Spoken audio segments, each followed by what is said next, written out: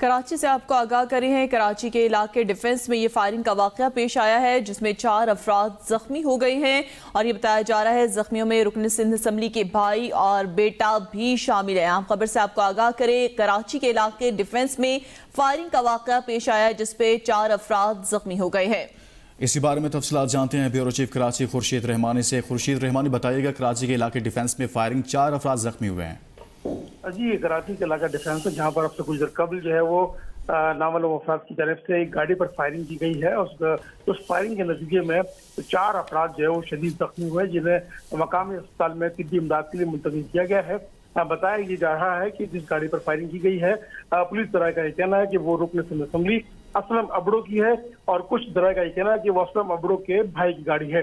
4 अफराद इसमें शदीद जख्मी हुए हैं जिनको फौरी तौर पर जो है वो रेस्क्यू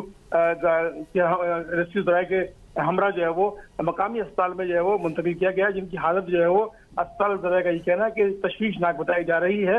वहाँ पर उनको तिब्बी इमदाद दी जा रही है। बताया जा रहा है SSP साउथ का ये अभी ताज़ा तरीन जो बयान सामने आया है, उनका ये कहना है कि फायरिंग MPA असलम अब्दो के भाई की गाड़ी पर की गई है और जिसके नतीजे में 4 अफराद शदीद जख्मी हुए, जिन्हें तशवीशनाक हालत में मकामी अस्पताल में मुंतकिल किया गया है। जी खुर्शीद रहमानी, ये बताइएगा इब्तदाई तौर पर क्या बताया जा रहा है, क्या कोई ये टारगेट किलिंग का वाकया है या कोई और मामला है? जी, इब्तदाई तौर पर जो अभी सूरत-ए-हाल अभी वाज़ेह नहीं है। पुलिस हुकाम का ये कहना है कि नामालूम अफराद थे जिन्होंने ये फायरिंग की है। CCTV कैमरे की मदद से और जो मुताल्लिका इनके अहल खाना है उनकी मदद से जो बयानात हैं वो लिए जाएंगे और उनसे मालूम किया जाएगा आया कोई दुश्मनी तो नहीं थी या कोई डकैत या कोई इस किस्म के मुल्जिमान तो नहीं थे जिन्होंने फायरिंग की या कोई डकैती का वाक़या तो नहीं था। ताहाल अभी इस बारे में कुछ नहीं कहा जा सकता ये वाक़या क्यों पेश आया है। अलबत्ता 4 अफराद इसमें जख्मी हुए हैं जो गाड़ी के अंदर मौजूद थे, जिन पर शदीद फायरिंग की गई है।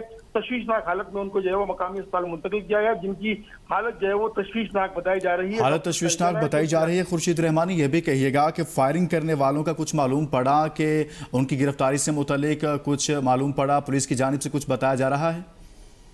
तमाम पहलुओं पर जो है वो जो मकामी पुलिस है वो जायजा ले रही है। CCTV कैमरे की फुटेज जो है वो निकलवाई जाएगी, उसकी मदद से जो है वो मुल्जिमान का ताक़ुब किया जाएगा और मुल्जिमान की शिनाख्त के हवाले से जो SSP साउथ है वो ही कुछ देर के बाद जो है इस बात को बताएंगे कि मुल्जिमान कहाँ से आए थे और कौन से, उनकी शिनाख्त के हवाले से जो है वो पुलिस जो है वो इस बारे में मुकम्मल तौर पर आगाही फराहम करेगी। जी खुर्शीद रहमानी, ये भी कहिएगा, क्या मुल्जिमान जो हैं जिन्होंने फायरिंग की है, फायरिंग करने वाले किसी गाड़ी पर सवार थे, मोटरसाइकिल पर सवार थे, कितने अफराद थे, इस हवाले से कुछ मालूम पड़ा?